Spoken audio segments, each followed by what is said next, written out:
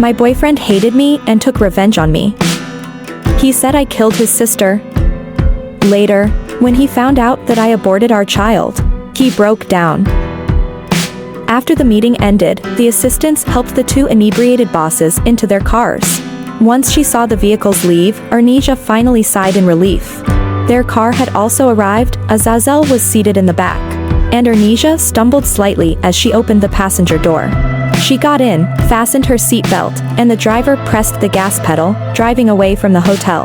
With her head resting against the window, the surroundings were silent. Without the numbing effect of alcohol, the pain in her abdomen became more pronounced.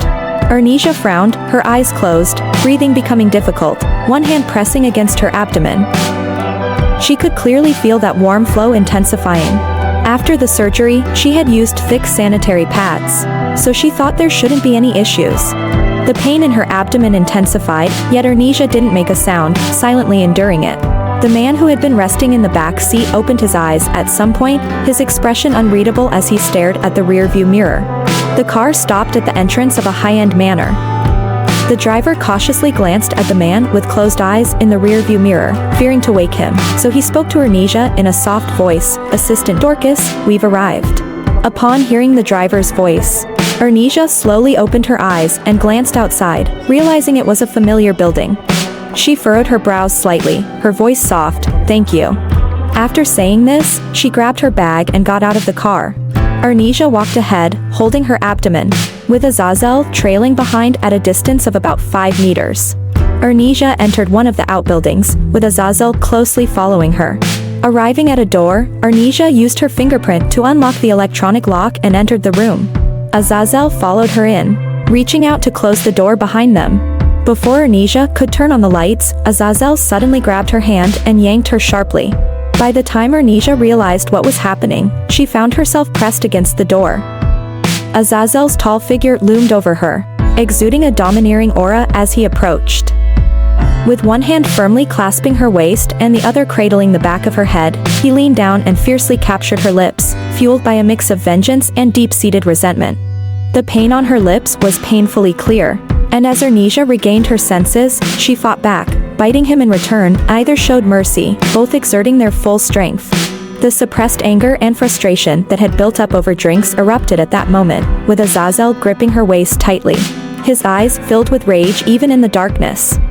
"I hate you," he ground out, each word laced with venom. He leaned down again, biting her lip harshly, continuing, "Arnesia, I hate you." In the darkness, Arnesia smiled bitterly, meeting the cold gaze of the man with calm resolve. What a coincidence. "I hate you too." Azazel bit down on her neck savagely, but Arnesia only frowned slightly, making no sound. Azazel pulled her into the bed, using one foot to close the door behind them. The room was still dark, completely shrouded in blackness. He pushed Arnesia onto the bed, and soon after, his warm breath brushed against her cheek once more. The after-effects of drinking icy liquor hit her, her abdomen aching as if pierced by a drill, a sinking sensation in her lower belly. At first, Arnesia had the strength to struggle, but soon her remaining energy faded away, leaving her numb as she lay there, silent and still. Their relationship was like the stars in the dark night sky, destined never to see the bright and future. Suddenly, a sound of something falling to the ground broke the silence in the dark, but neither of them paid it any mind. It wasn't until he felt a sticky wetness on his fingertips that Azazel's tall figure halted. At first, he thought it was a hallucination, but the sensation on his fingertips was unmistakably clear. He quickly reached for the switch beside him. The whole room lit up. Arnesia lay awkwardly on the bed, her hair disheveled, and her complexion pale, barely resembling a person. The man's gaze dropped immediately, and he saw the sheets stained with blood.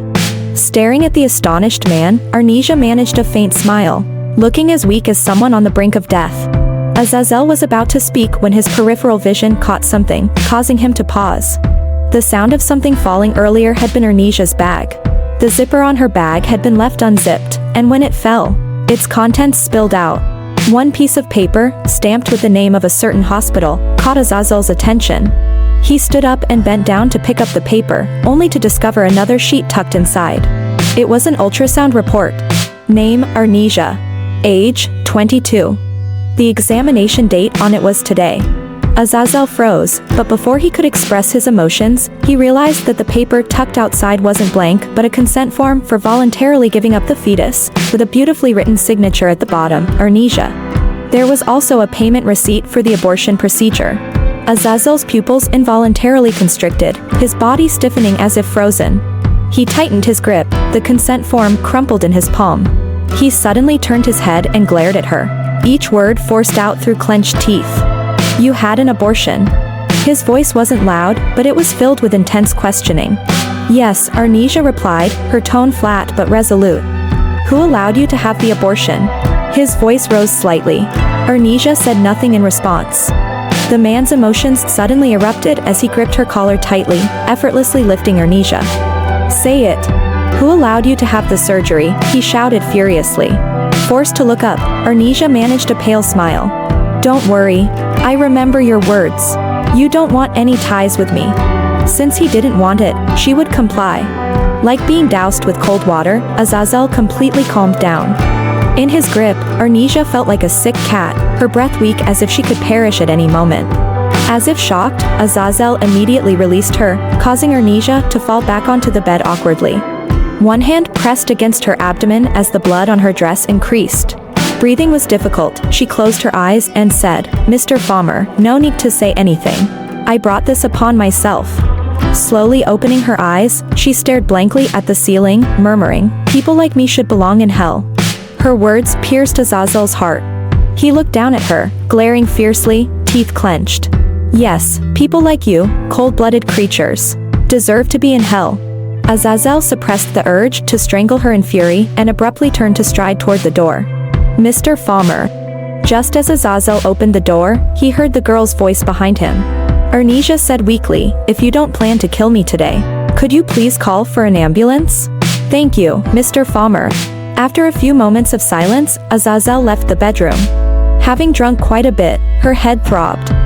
Curling up, Arnesia pressed her hand against her abdomen, softly groaning in pain. Arnesia couldn't help but think, if she just died like this, it wouldn't be so bad. 15 minutes later, the ambulance arrived at the manor's entrance. The guard at the gate watched as Arnesia entered the manor, only to be carried out shortly after. The medical staff entered using a code, rushing into the room to find Arnesia curled up, her dress and the sheets soaked in blood. They quickly called for help to lift Arnesia onto a stretcher. At this point, she was barely breathing, and she managed a difficult, self-deprecating smile. It seemed that Azazel wouldn't let her die so easily.